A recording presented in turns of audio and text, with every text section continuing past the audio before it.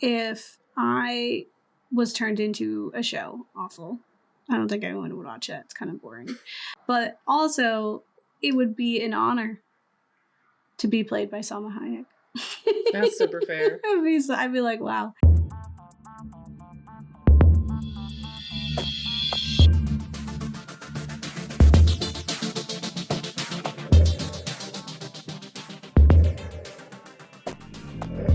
Hi, I'm Gabe. And I'm Kat. And we're awful.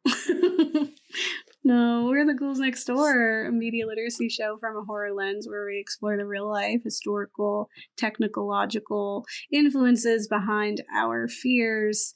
And we are covering another Black Mirror episode, this time from the previous season. Joan is awful. Yeah. And I'm sure there's someone on the internet who does think we're awful, and I hope they keep it to themselves because I'll be sad. I mean, I'm sure. Little baby. That's like a sign of success sometimes. When people think that you're awful.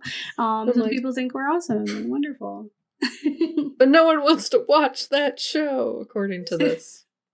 So they say. I don't believe it. But it's a really good episode. It was definitely a standout in the previous season. I honestly don't even remember other episodes in the previous season. But this one stood out. Winners. Yeah, this one was the one I remembered from the previous season and was like, this is crazy. Especially because it came out and then the writers and actors strike happened. And this is literally what they're striking about. So I don't know how much like Netflix really understood that was on the precipice.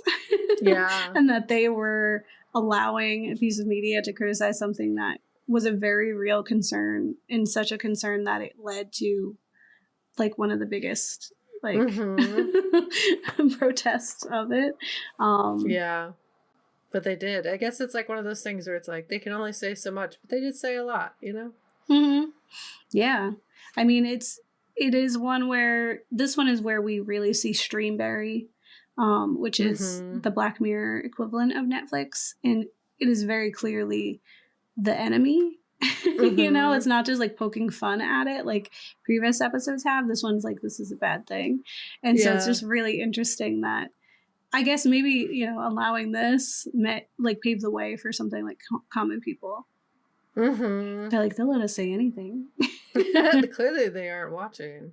Yeah. And they're giving us the go ahead, so yeah. let's take advantage of it. They did do some things like with the marketing of the episode, and you know, they're still playing their same old tricks. Netflix is still, you know, owning Netflix identity and having subscription models and blah blah blah. So yeah. They were just talking about on LinkedIn their new AI entire show. So yeah. Which is just so sad. Dystopia. Yeah, that's what we're living in. Is this episode of Joan is awful, which is like, it's funny. I remember when it came out, and it was just like, imagine. Like, firstly, I will say, if I was turned into a show, awful. I don't think anyone would watch it. It's kind of boring. Even not. So embarrassing. But also, it would be an honor to be played by Salma Hayek. That's super fair. I'd be like, wow.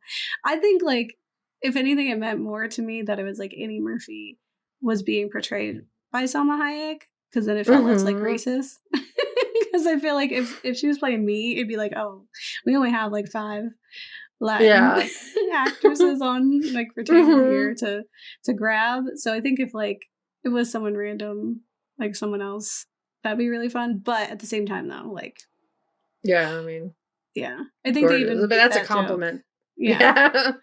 Like, at least it's Salma Hayek. That's pretty cool. Like, I also feel like if they just pulled like a random day from my life, like it'd probably be like totally chill and like nothing crazy would happen. But if they like went back to my early 20s, I'd be like, oh, I really wish you didn't.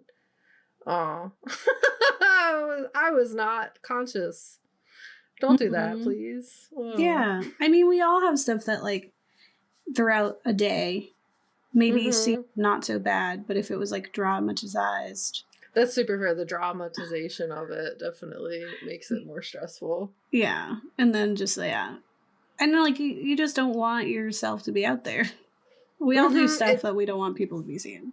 Oh, absolutely. I feel like it's like that in neurodivergence. It's like their perception stress is like super real. So it's like, this is like super perception without consent.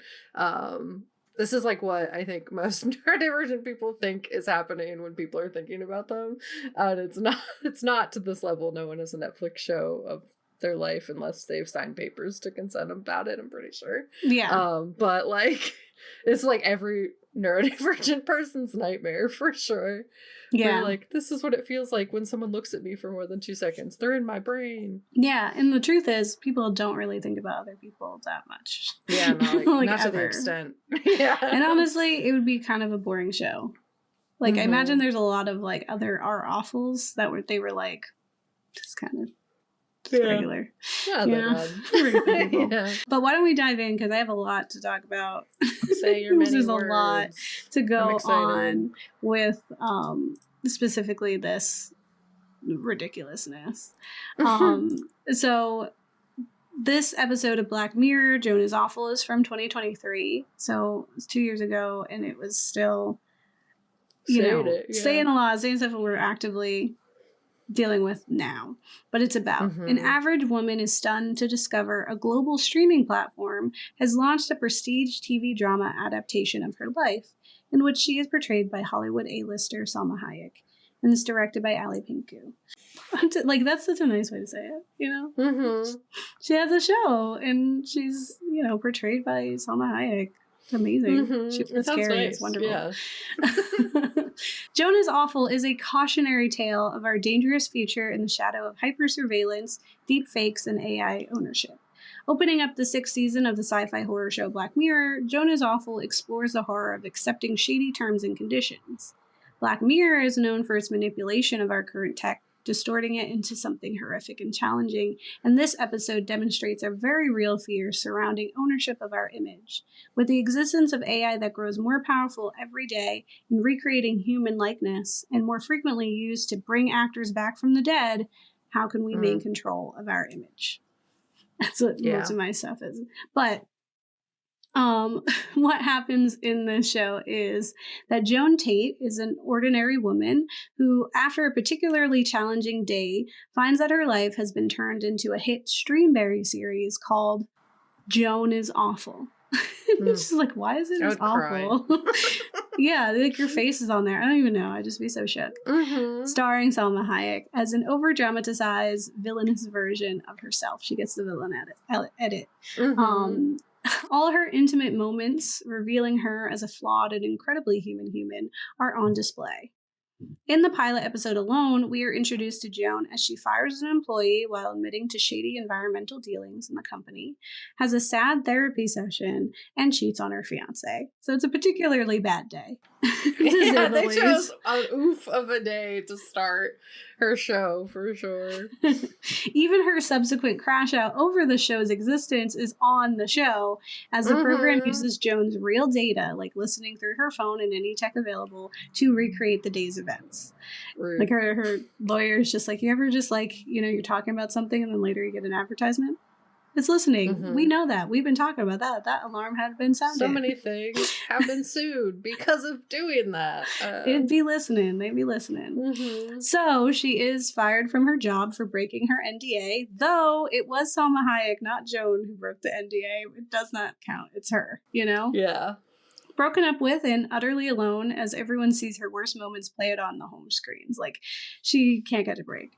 She tries to fight back too, to sue Streamberry, but she has no ground to stand on as they own her, since she had blindly accepted the platform's terms and conditions. And a fun fact is that when this episode launched, they had a make your own like Joan is Awful poster, which I made my own of. I did not use their streaming service thing. But they have this website and you would go and it looks like Streamberry, like Netflix, and you'd have to sign in and you'd have to click like agree to terms and conditions, and it was like, we own you. No. Terms and conditions. So it was like, and people made a bunch of them. There's so many out there. Again, I made my own. Did not agree. Use Canva. Yeah, I use Canva, which I don't know. They probably own me too. Yeah, maybe. She considers suing Salma Hayek as well, but it's revealed that it isn't even her on the screen. It's an AI generated version. And Miss Hayek has also blindly signed away her life. It's like, it goes deep. Ever clever Joan, as an act of desperation, commits a crazy act that is aimed to upset Salma Hayek, whose body would be the one on screen for the audience doing that act. She's like, if Salma gets up mad, maybe we'll have a chance. So after Salma Hayek learns that she too has no power in this situation, Salma Hayek of all people, the two team up and try to take down the entire operation. During their attempt, they learn that there are many versions of this show, with other people shown to be awful. Joan and Salma break in to destroy the equipment and discover that Joan isn't Joan Prime at all, but the AI version of Annie Murphy, the actress portraying real-life Joan, who is teamed up with real-life Annie Murphy to destroy everything. It's like, and then there's another level where Salma Hayek is being portrayed by Kate Beckinsale, I think. Kate Blanchett. Kate wins. Blanchett. So it's it keeps going, and how many servers exist? How many Joans are there? Yeah, how many people think that they're Joan? The deception goes deep, several layers down, stemming from the original Joan. And OG Joan destroys the machine and takes back her life in an unexpectedly happy ending for Black Mirror. Yeah. I was oh, that's so nice. I love that we had a win. Yeah, it's a rare feat in television. Especially considering the fact that Joan is awful stemmed from the idea that they were happiness doesn't sell. It does. We liked it. So the bulk of my section is going to be about accepting the terms and conditions, and now they own your face. Yeah. They own you forever. In today's world, accepting the terms and conditions can have deadly and life-altering consequences. While Joan is Awful is comical and over the top in its representations of the lengths greedy studios and companies will go to own our lives, we have seen this abuse of power in a variety of ways. Just a few weeks after this episode aired, which was on June 15th, 2023, the SAG-AFTRA went on strike in July 2023. Yeah, immediate, yeah. Actors and writers formed a dual strike, the likes of which Hollywood hadn't seen since the 1960s. And of the many issues causing the labor disputes, at the top were disagreements over intellectual property rights, artistic integrity, the lack of residuals from streaming services, and new developments within artificial intelligence and synthetic media technology, which is media produced by generative AI, or colloquially known as deepfakes. So literally what Netflix is doing right now with their AI show. They were like, we made this show about it, but whatever. So it's eerily prescient that Joan was fighting against Black Mirror's version of their home network Netflix, known as Streamberry, as they aggressively abused both the actors and consumers of their media.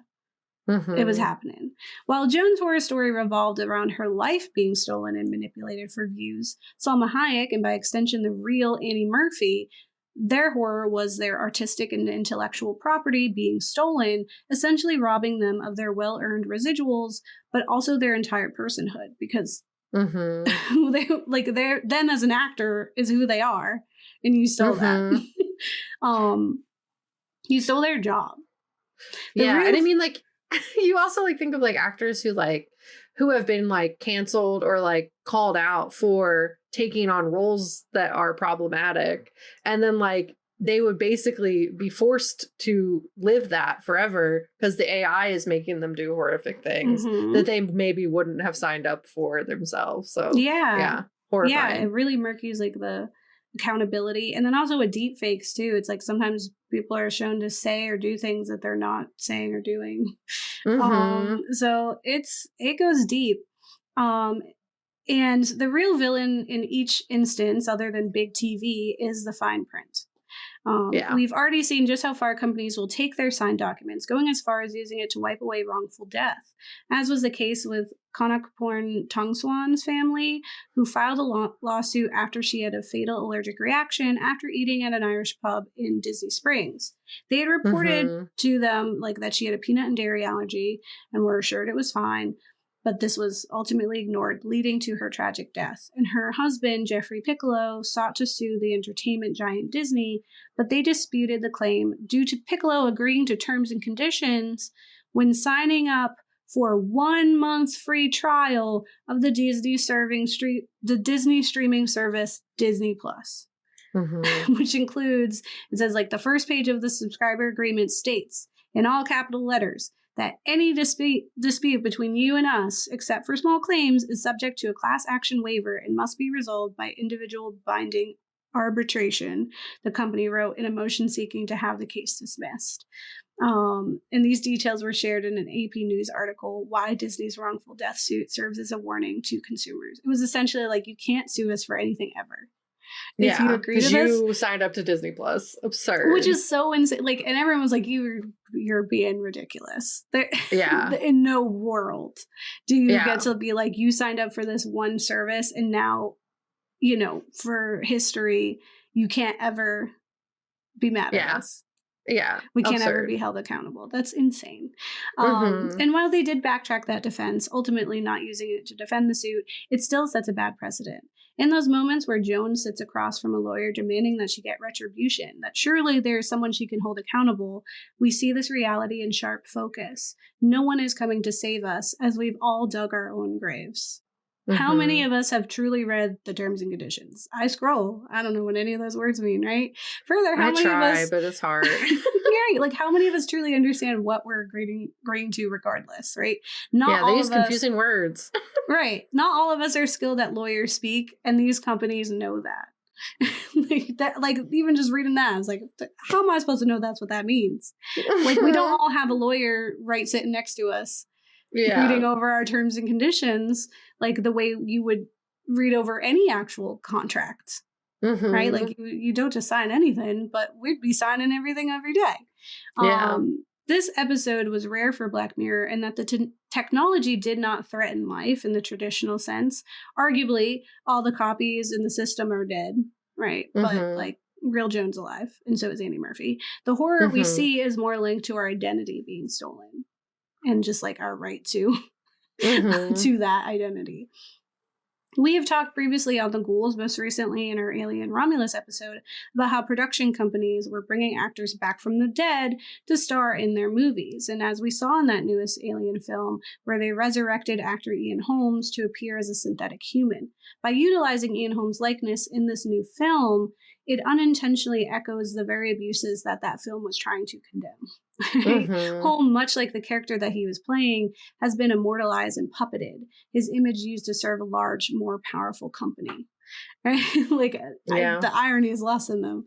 The same summer this episode premiered, a production house was trying to cast long dead actor James Dean to be in a new film, Back to Eden. I could not find if that film ever actually exists, so I'm hoping it just got canned because they were like, this is ridiculous.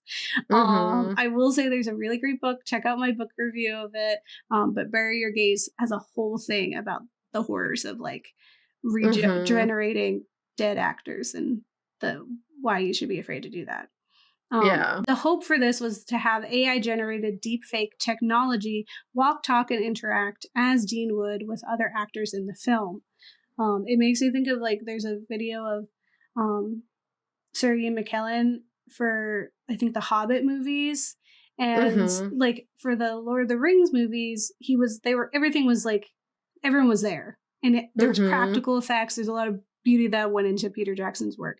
In The Hobbit, it was all green screen, and so there's this like video of him, and you see the background and everything, like as if he's on set, and he's like trying to act, and then he just gets frustrated, and then all that falls away, and you see he's alone in a room that's just green, and he's just so frustrated because he's a real actor, and now he's not even talking to a real person, and he has to be like pretend, like it's just such a disconnected, sad way to make art, and you just see his like sadness, and that's what it makes me think of, is like these actors having to interact with James Dean in any type of authentic way, as if he's really here. Like, so as exciting and like happy I guess it was to have General Organa like be in that final Star Wars film that she was in Mm-hmm. posthumously, right? For like fans, it was like a nice send off. And I'm sure she was like, that you can have one last thing. But to know like her as an actor and all of the stuff that she went through, and like you're still holding her to this. Mm-hmm. Like Han Solo has to die, you know, like what are we doing, you know? Also, actor Susan Sarandon spoke out against the new technology and his threat to her and other actors' livelihoods during the strike, saying that they could make her say and do things I have no choice about. Much in the same way we see Salma Hayek argue in the show.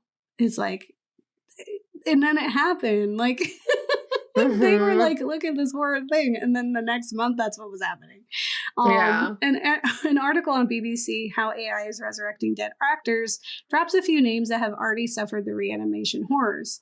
Carrie Fisher, which I just mentioned, Harold Ramis, and Paul Walker. So heartbreaking to see. Like, why would you do that? Yeah. Are just a few notable celebrities who reprised iconic film roles posthumously. Brazilian singer Elis Regina was also recently resurrected for a car advertisement where she was shown duetting with her daughter Maria Rita. That pisses me off even more.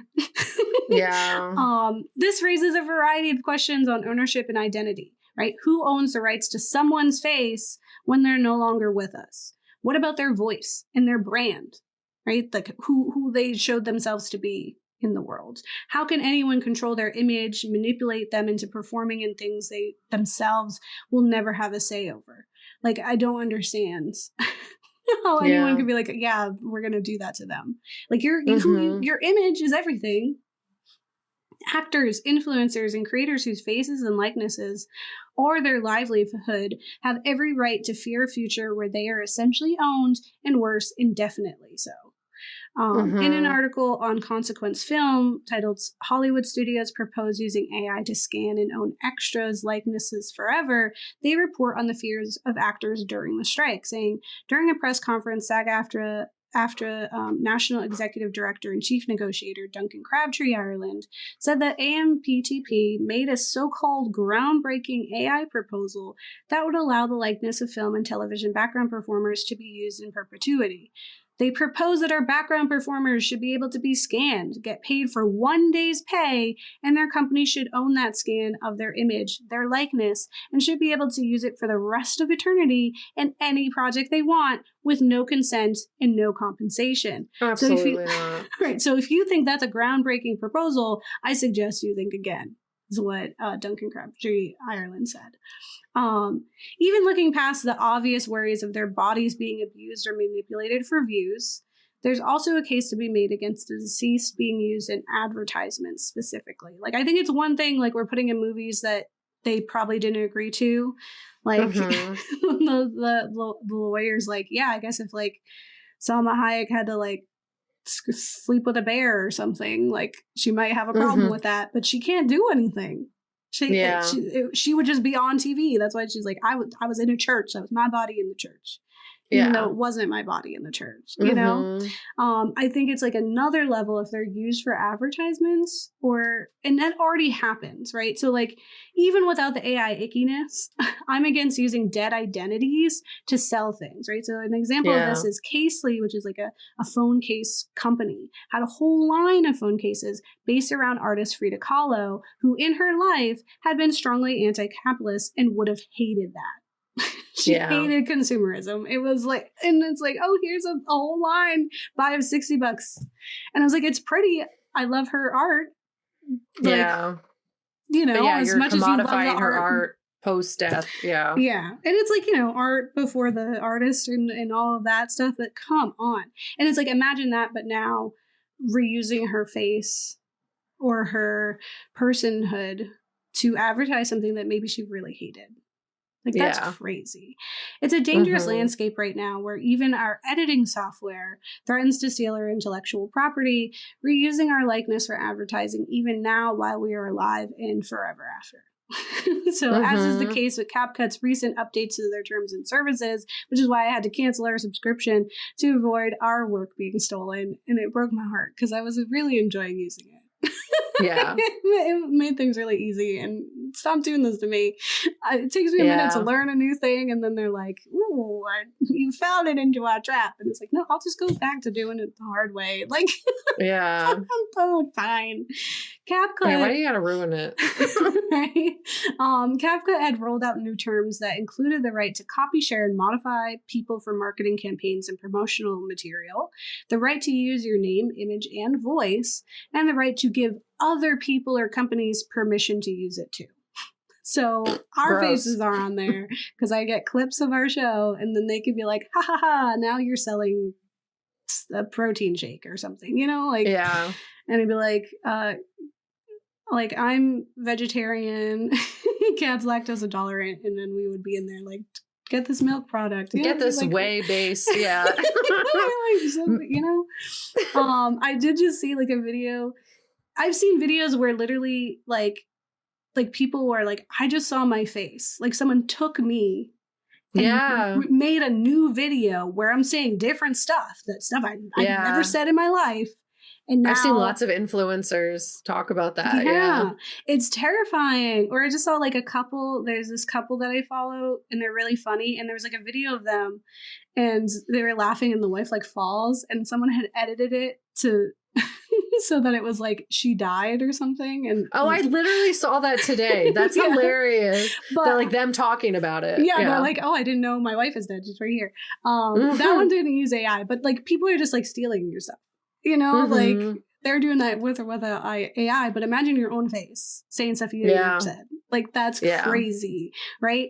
The other thing about the CapCut thing is that it's not like a temporary clause. It wasn't like we have it for 60 days. They described in the terms as perpetual, worldwide, royalty-free, and sub-licensable. So it's like forever, they could just be giving your face away. Yeah, so it's like we couldn't even get advertisements ourselves. Like they could just sell our identity to do advertisements and get money off of that. We get nothing. We get nothing. That's exactly. And like these production houses being like, oh, you came in, you were an extra in a movie once, and you got paid like maybe $50 or something. I don't know. I've never been an extra in a movie. But you get paid, you know, some amount of money for your day's work of being there for a few minutes while they scan you. And then in perpetuity, you're popping up in all kinds of movies in different attire, saying different things, and you don't see a single penny. That's crazy. And you wonder why Taylor Swift redid all of her albums. Like, I don't even like her. I don't even fuck with her like that. But she redid all of her albums so she would own the content. Like, it's insane she had to do that. Yeah. And now Spotify's doing crazy stuff too. I can't even. And there's nowhere else to go. I'm freaking out. And while the Ghouls aren't famous enough to have our faces stolen, like now I've said it, like, you know, there's a rule. We probably are out there somewhere. I'm gonna like be fully honest. We're out there somewhere. I'm so sorry. I hate it. But like even us as like this low tier quote unquote celebrity and identity, like internet identity, like it's not a really far off possibility. Deepfakes exist and get worse every day, right? How AI makes it so terribly easy to manipulate images that it is a chokehold on entire generations. Like I can't stand getting like an image and my mom's like, look at this tiger best friends with a deer. And I was like, that's not real. Why can't you tell that that's not real? What part of your brain looks at that and goes, that's possible? Yeah. Why can't you see that it's gross? Like, it's icky to look at. Like, why aren't you repulsed? I don't know. It has clearly been manipulated. Yeah. So while it can be seen, while it can be seen as an accessibility feature, I recently encountered content where people's voices and faces were changed on Instagram. My phone is in Spanish so that I can trick myself into learning Spanish. And so it started automatically changing reels on Instagram to be in Spanish. And not dubbed. Like before, the subtitles would be in Spanish. Fine. It's not dubbed. Okay? These people's mouths were moving correctly to the words, and it was in their voices. Yeah. So it was just like, at first I was like, why does this person, I was like, this is weird. This person doesn't sound like they speak Spanish like naturally. And then I realized at the bottom it said like view original. I click it. This person's speaking English. Yeah. I was like, that's so crazy. I like And saved it. I literally, it's funny. I talk about it later because there's actors who have like voluntarily done that. But like, I doubt the influencers are voluntarily being like, save No. my image into AI to manipulate into. And I get it, like from an accessibility standpoint, it's interesting, like it's helpful Yeah, because then like it's someone cool, who does sure. speak fluent Spanish now can understand the content, but like ethically questionable. Right. There's that's the other Disney Star Wars show, and the two actors. Somebody's yelling at me on the internet. They are Spanish speakers, and they dubbed all of their characters' lines. Like they redid them themselves, which is really amazing. Yeah. That's cool, right? That's why it's like I'm so like that's why I got rid of Duolingo. I was like, you can't get rid of all of your translators and just make it AI. Yeah. Like I don't trust you now. Like I already had like you were saying stuff and didn't make any sense logically, and so I was being like, that's not real, and I got it wrong. I was like, that's not what happens. Like you're. So it is just a really scary time to be a content creator, whether you're one of us lowly influencer internet stars or a top paid actor. Is scary stuff. And we've talked at length about the impact of deepfakes on women and creators, specifically in our Cam episode, like of like revenge porn and some of the dangers of that, and just even like sex workers having their videos stolen and manipulated in ways outside of what they would have agreed to.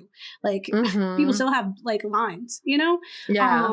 In our episode, Kat has a lot of helpful tips for protecting your work, and hopefully they still apply. That episode came out 2 years ago. Technology goes really fast, so I can't vouch for if those things are still applicable, but check them out. So there really is no end to the horrors we can both imagine and live through in a world where we are expected to sign our lives and likeness away anytime we want to watch the newest media darling. If we want to watch Joan is Awful, we have to subscribe. We have to hit those terms and conditions, and we're not reading them. 2 last thoughts. Sorry. No, I'll leave the people. So while the theft of Joan's life and Salma's likeness is the overarching story being told here, there's another one I failed to notice on my first watch of the episode, and then when I rewatched it for this, I was like, oh my god, that's so real. Before Joan watches Joan is Awful, she goes to her therapist and she waxes on about her sad life, and she expresses an emotion and feeling that was incredibly familiar and applicable to this episode. She explains how she doesn't feel like the main character of her life, and that at some point she had woken up and simply been here, never having consciously made the decisions that led her to this life, her job, her fiance, and overall bleakness.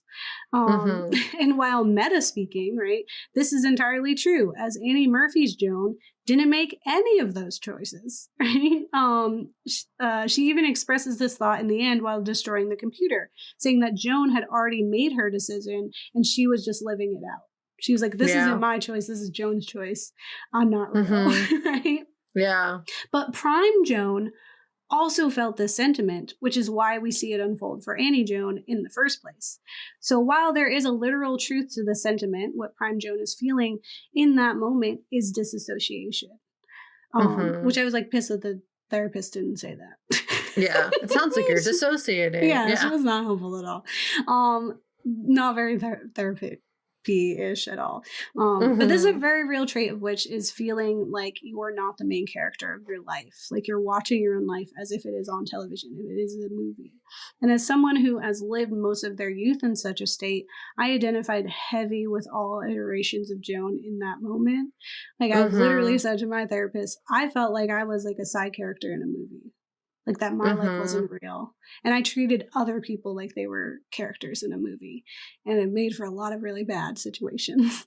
Because it turns out they're real people. It turns out we're not in a movie. They have feelings. I have feelings. And they're also valid. It's true. It's crazy, right? It is just a truly isolating and depressing place to exist when you don't feel like an active participant in your life.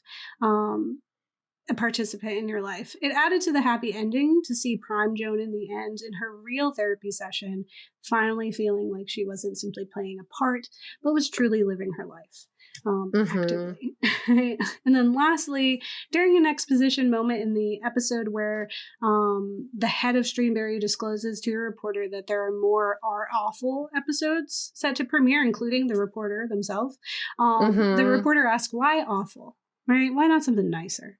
And CEO Mona Javadi admits they tried a series of Are Awesome shows with test audiences and found that most people enjoyed seeing others at their worst. And while I will argue that reality TV and most TV does support this argument, I still hate it as an excuse. I just don't buy it, right? I love messy TV, don't get me wrong.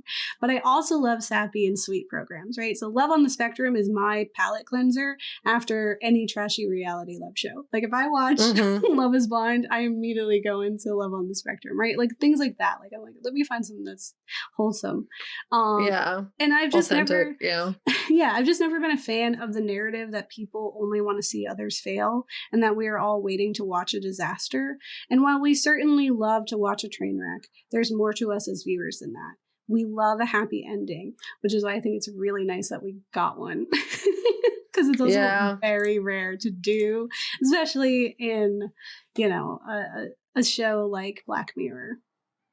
Yeah, I mean, the amount of shows that we've watched recently, or movies even, that where I'm just like, ow, I need a week to recover from watching this. Like, media should not always be that. You won't be able to like cope with existence if it's always that. You need a happy ending sometimes, because happy endings happen in real life sometimes. Like it is hard to get to, but it is a possibility. And it's like, let us imagine a world where this isn't so depressing, you know?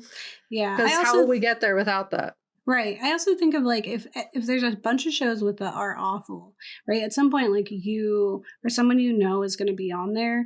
And so then it becomes less of like, that's, a television thing, right? It becomes really real. It's like if, you're watching Love Island and everyone's being messy and then it turns out like that's your friend up there, right? It changes the whole like perception of it. So I think like the show was doomed from the start because they didn't take into effect that like, people would care, that people would matter. And then at some point, if Joan didn't do it, someone was going to do it because they were going to look out for each other. It just sucks that like, she didn't really have anyone until she had Annie Murphy, who was really just looking out for herself. She didn't want to be on the TV either. Yeah, no, like it's like you need that sense of community to help fight the awful for sure. Ugh. Well, I'm going to talk about, can this happen? Also like what's happening in the world of tech that's really stressful. So I'm going to talk a bit about surveillance and data mining. We've all had a conversation with our friends or something and later seen ads on our computer and phones about it. Like literally, like I'm at work looking up cabinets and then I see advertisements for cabinets on all of my devices, even outside work. You know what I mean? Like it's literally, you are being tracked. Our data is being mined constantly, even when you go extensively out of your way to disable tracking. Like I've watched all those videos where it's like, go into your settings and disable this feature and turn off AI tracking here. And it's like, even with that, like it's so embedded into everything now to the point where it's so hard to avoid it. Like even like you update your computer and they turn everything you turned off back on. Yep. Like, and they make it so hard to find them. So like, even when you go out of your way to disable this, there are ways that you're still being exploited without your consent just by using the technology. And I'm not saying like, let's all become Luddites and move to the woods.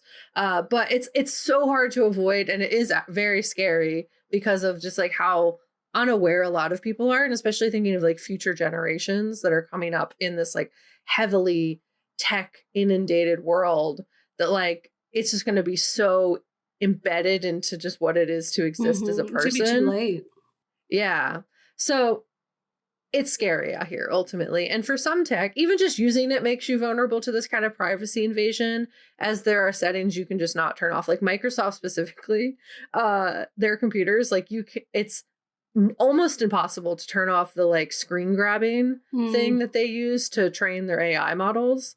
It's like, just by buying the tech, you kind of are just agreeing Yeah. to have that happen to you. Like, you can't really turn it off. One of the biggest issues is that this level of surveillance is not being regulated at the level that it needs to. And many companies do it. Essentially, they surveil us until they get caught and subsequently sued.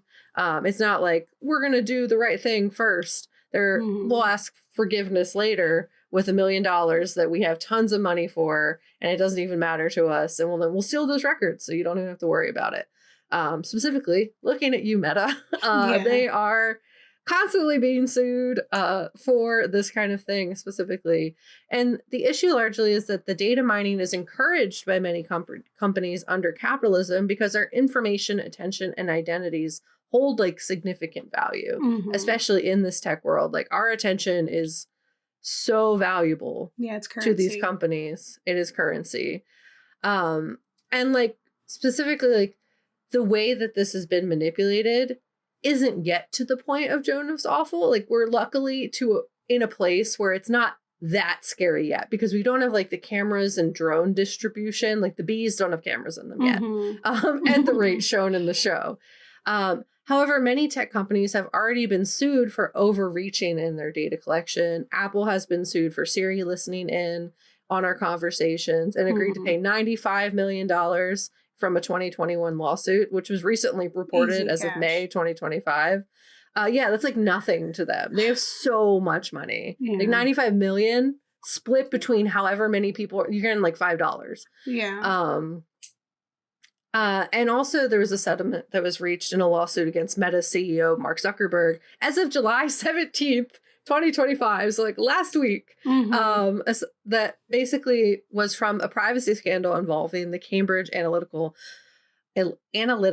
political consulting firm, basically suing them for invasively taking our data without our consent, and also like allegedly for now, but like, looking at our data without our consent and privacy scandals, essentially. Microsoft has also been sued by authors for the use of books in their AI training. So essentially screen grabbing content and then distributing it to use to train their AI models, which like they have deals. These authors have intellectual property rights. You can't just take their content, use it to train the AI models, and then be like, oh, look, their books and their way of speaking and their words are stolen forever to be sold by companies for cheaper. Right. So this was as of June 25th, 2025. So this is all happening presently. And because of how deregulated AI specifically is, we're going to see this continue to pop up as it has until these industries become more heavily regulated. And under the current administration, that's not like a hopeful outcome. No, not at all. So as we delve into AI and AI training, there's also been countless companies that have faced extensive backlash because of their use of AI. I mean, the similar people are the ones to be named. So specifically, Microsoft, Meta, Apple, heavily integrating AI into their products, but also Adobe has been called out for this recently because of the fact that they're going to pull content from like Photoshop usage, Illustrator usage, InDesign usage to put into their AI models. It literally art in like graphic design, like a marketable skill that is like a person's entire way of life is being stolen so that they can cheaply make graphic design tools and AI tools, basically devaluing these people's work. So they've gotten a lot of backlash. A lot of artists, there was like a really big pull for Meta to flee Meta essentially as artists because of like their intellectual property rights being stolen, because their art was being funneled into AI models. Like, now there are new apps coming up that are making promises to not do this kind of AI integration. So like there are places to go, but if you're using these tools as like advertising, like you need the money to like get people to your shop. Meta is like the only platform that has the infrastructure for that. So you kind of have to give and take. Like, you can run all your art through AI scrambling software that will be outdated in a few months in the meantime. But it's like you have to repost all your art, repost all your engagement. It really just like messes up your entire system. But some people just have to because that's like their livelihood. So all these companies are facing backlash for their integration of AI, but it's so integrated that it's hard to avoid. So Apple similarly has continued to embed AI more heavily into its systems. Like every update kind of turns on the settings for all the AI integrations. You have to turn them all back off for the tracking because they track everything. Like your Photos app, your Notes app, it's all being tracked by AI unless you turn those settings off. And it's become harder and harder to avoid and harder to disable the features that track our data. And as Gabe discusses in their section, AI is trying to exploit literal identities through AI extras, but it extends even further than that. We could very well see a Salma Hayek AI movie in our lifetime, although I doubt like she specifically would agree to this if she's doing the Black Mirror episode on it. Yeah. But like some other actor at the very least. And if you want to hear us unpack 10 companies misusing their user data through data mining, I recommend our Possessor episode, although it is like kind of dated at this point, but I still think we were pretty relevant. I'm sure the technology has changed somewhat, as well as our surveillance episode to cover like how heavily surveilled we are as a populace, which is also pretty dated. But like Snowden did happen. So like it is like kind of like the basis for what we're seeing unpacked today. So it's kind of like more, if anything, a historical lesson and like how we got here and why like the government is not so much doing anything about it because they heavily benefit from this level of surveillance. And then I will continue into deepfakes and AI. So like deepfake technology, obviously we've talked about it before, but as Gabe went over, like they are starting to integrate extras into acting, our extras and their personas being like integrated into these AI models to like steal their likeness. They're also doing this with regular like famous people. So David Beckham specifically recently allowed his voice and face to be altered with AI to speak different languages in order to reach more people, which is discussed in an article on WIPO magazine titled Artificial Intelligence Deepfakes in Entertainment Industry. And while there are positive use cases for this, like Gabe was even saying, like they're speaking Spanish and they don't usually speak Spanish. This is weird. There's a lot of ethical issues to consider. So basically David Beckham was like, you can make me speak 9 different languages as long as you're telling everyone about the impact of malaria. So he consented to that. So his likeness and mouth was trained to move differently, and different voiceover actors helped train his voice to speak different languages, essentially, so he could reach more people. That's a positive introduction of it when done with consent. And then it's also like, I don't know what his terms and conditions were. In 5 years, we could see David Beckham doing something David Beckham probably wouldn't have consented to because he allowed his face to be manipulated with AI. I don't know how good his lawyers are. So time will tell how that turns out. And there's also an art installation which allows users to take a surreal selfie with Salvador Dali, which is so fun, crazy, but super questionable because Salvador Dali was born in 1908, I'm pretty sure. So like, I don't think he'd want his image to be manipulated in this way because he had no way in his lifetime of being able to imagine the way tech could be used in this future. Like, it's also like, would he want imagine that? Like, would he even want to be like shown in this way, period? Like, it's also another thing of like, as an artist or someone who like defines how they're seen, and then you're like, oh, do this thing with them. It's like, maybe they hate that. Like, don't take a picture with fake Frida Kahlo. She hates that. Exactly. So essentially, like, it is super ethically questionable. Like, even if their family signs off, like we talked about that in the Alien Romulus episode, like, you don't know unless that person is like physically there to tell you, like, yeah, cool, go ahead. So, and much more concerning side of this is what is now developing, which mimics what we see take place in Joan is Awful, but without as much automation, essentially. So we're not quite there yet, but we're well on our way. There are deepfake actors being hired to do all the work of acting, but under the wrapper of a more famous actor. So literally what Kayla Lorette wrapped in Annie Murphy, wrapped in Salma Hayek suit, like that is very possible with what they're currently developing. The article continues to describe a pretty upsetting process where commercial applications of deepfakes currently include both hiring an underlying deepfake actor as well as individuals whose likeness will be used in a wrapper, i.e. the visage or likeness portrayed in the content.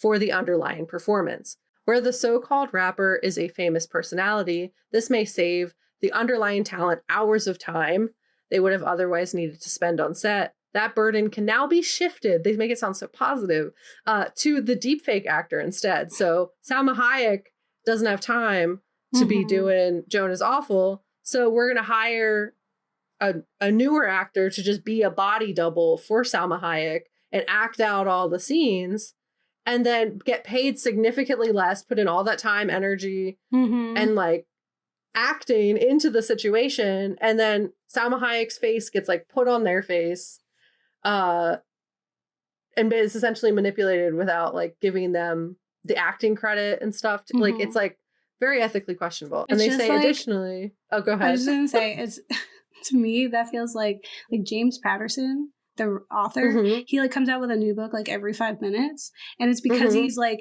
he just puts his name on it. He has like shadow writers, and so sometimes it'll be like James Patterson and a person, but sometimes he just takes full credit. And it's literally, he's not, I don't think he's written a book in decades, but he still has books coming out every year, every few minutes, and it's because he has these shadow writers. So it's like that. It's like he's the rapper because he knows that will sell, and this like, you know, lowly writer who doesn't even get their name out there is doing all the work.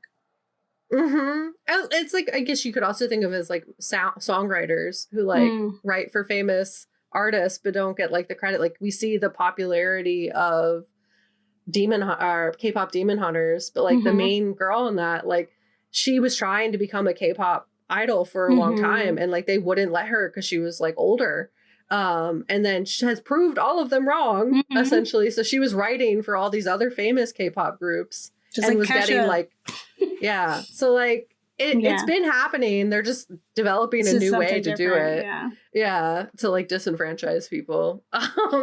So additionally, such technology allows influencers to create personalized messages for hundreds of thousands of individuals without the need to actually record each message. And they make it sound so positive, but it's like really gross. It's like, why would you want that? Yeah, like, I get it. It saves time for sure. I get that. But like, also, then your likeness can be like manipulated to do things that you didn't do. Like, it's just weird. So in essence, you save a company money, but rob the actor. Right. Which is ultimately what they want all along. It's like capitalism 101.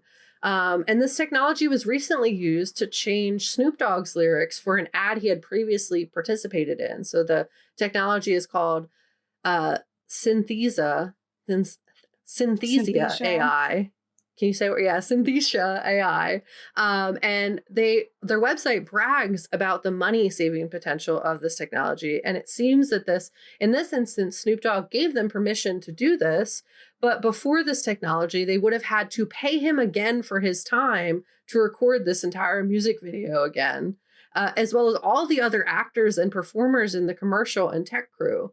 Like, they would have had to redo the shoot to change the company name. Like, it was like Eat Now, and then it changed to like something else. Like, they just changed their company name. So they changed his lyrics to sing the different company name using AI, and didn't like repay him his full rate for that experience, or maybe paid him but then didn't pay all those other people.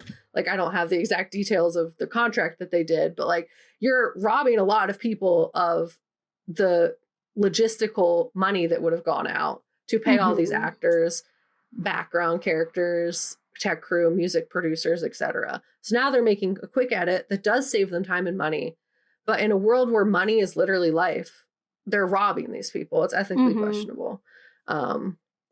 So the last thing I'll cover is our flaws fuel marketing trends. And this was like, people might already know this, but I was just like, just in case, I need to talk about this because it's really gross, something Meta does specifically. And it kind of ties back to what you were talking about, Gabe, with like, there's not marketing for everyone's awesome. It's always everyone's awful because people get sucked into their insecurities and flaws. So Meta has been making money off of this, allegedly.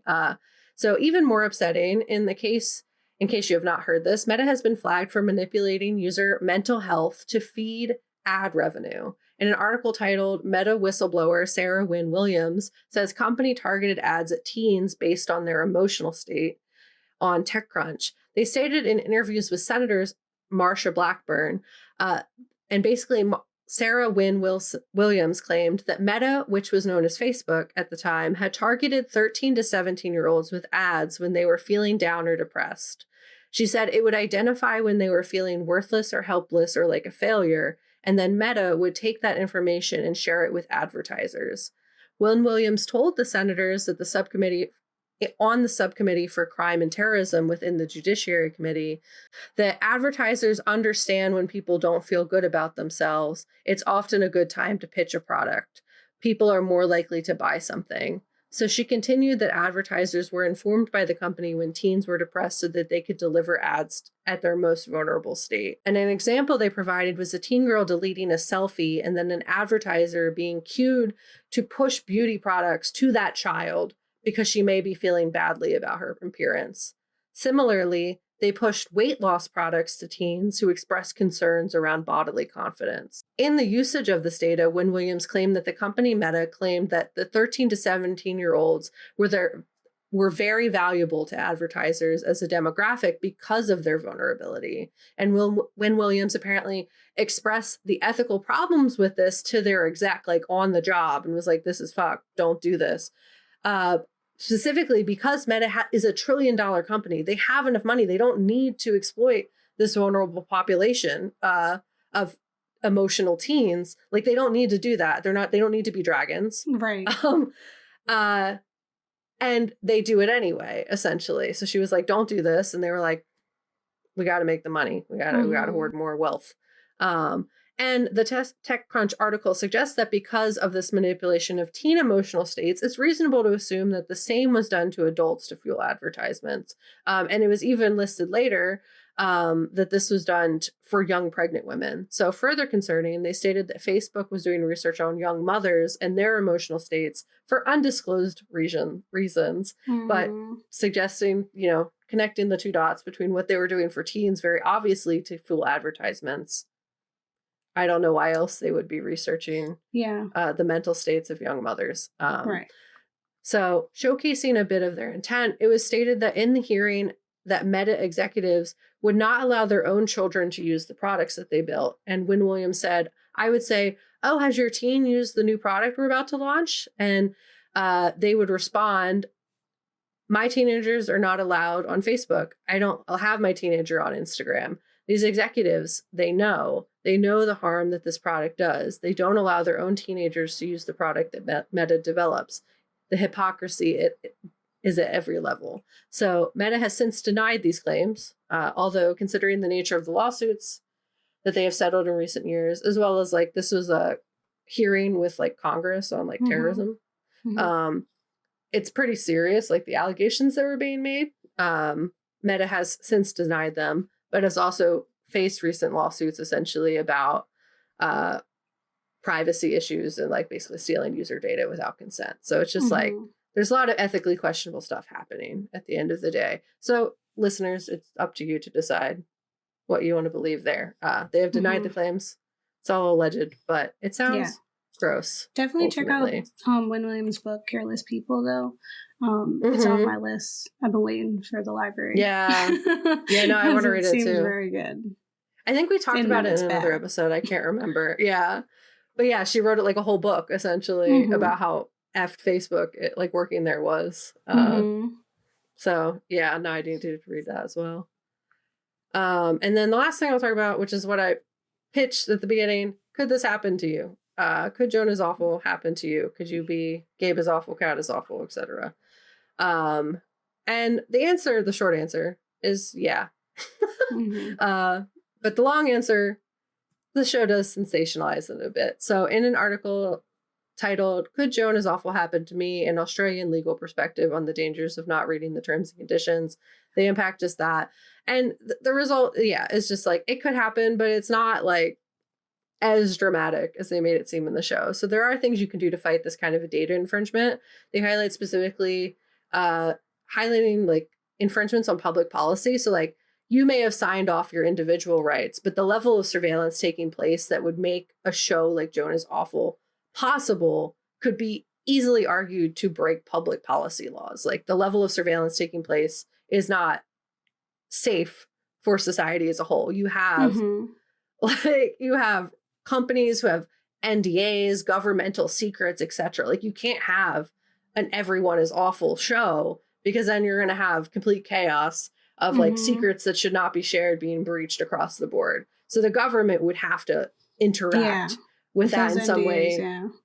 Yeah. Like, and then like, you're also stealing money from a lot of rich people who would be pissed that you're doing that. You know what I mean? That, so that like, company that Joan worked for, there's a separate lawsuit that has to be happening in the background where they're suing Streamberry because they released the NDA. Like, it's not just Joan. Like, that doesn't fix it. There's now a real threat of like their secrets, their company secrets could be shared. Yeah, and then it's going to impact their stocks. It's going to impact a lot of stuff. And it's like, they did not consent to that. Like, the company doesn't have a Streamberry account, you know? So the article does give some helpful next steps that were not highlighted in the show that could be used, which is a cease and desist letter, which is recommended that if you were ever to experience this level of like defamation, to pursue that first. Even if you would not win the case, it is likely that many people could seek out compensation from the company at the very least. Like, you probably could get a settlement from the company, which does not fix the problem, but like would be worth it if you've lost your job because of what has taken place. Or at the very least, delay them in their distribution of the content, because lawsuits tie up their ability to like distribute the media, because it's like in consideration, essentially, it's evidence.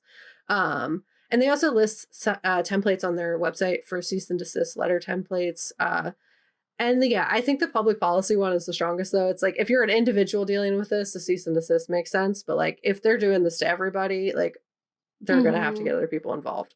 The only risk here is if something like this were to happen, is the company doing so would likely already have prepared a defense. Like, that's such a blatant and bold move of Streamberry that they would very likely have already like prepared their entire legal team to anticipate this. Like, think Jurassic Park. Like, they call their lawyers up when they're about to open up. Like, they know something's going to go wrong. So the ultimate moral of the story is, as Gabe said, read the terms and conditions if you can, as much as you can. That's how you're going to keep yourself safe. Maybe do some research into lawyer lingo. Yeah. To find out. I feel like you're like reading like policy. It's like great. It's hard. It is hard to do.